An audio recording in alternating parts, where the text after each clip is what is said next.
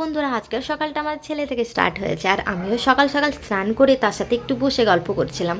তারপর এখানে লুচি, কাবলি চনা, আলুর তরকারি আর চা নাস্তা করতে বসে গেছিলাম। আমিও খেলাম আর আমার ছেলেকেও খাওয়ালাম। তারপর আমি রেডি হয়ে গেলাম। এখানে আজকে কিন্তু একটু বাইরে যাচ্ছি, তো তাই তাড়াতাড়ি সকাল সকাল স্নান করে রেডি হয়ে গেছে। আমি ভাবলাম ঈশান এখানে কান্না করবে, কিন্তু না, ঈশান কিন্তু হেসে হেসে আমাকে বলছে মা চকলেট এনে দেবে।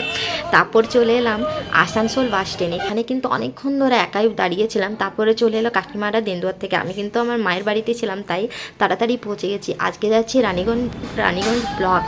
আমাদের আজকে ট্রেনিং আছে, তাই রানীগঞ্জ ব্লক চলে এসেছি। আর এই দিদিরা পরের বাসে ছিল, তাই আমার সাথে আসানসোল আর দেখতে পেলে না। তো পৌঁছে গেলাম আর রানীগঞ্জ ব্লক। আজকে কিন্তু খুব একটা হার্ড আমাদের ট্রেনিং আছে। এখানে কিন্তু পিডি স্যার আমাদের ট্রেনিং নেবে। তো গাইস, তারপরে ভিতরে ঢুকে গেলাম। ভিতরে কিন্তু আমাদের সিগনেচার ফার্স্টে করালো, তারপরে চা বিস্কুট খেয়ে ট্রেনিং স্টার্ট হয়ে গেছে। ট্রেনিং মাঝে আর ভিডিও আমি করলাম না, ওই দিল খাবারের টোকেন।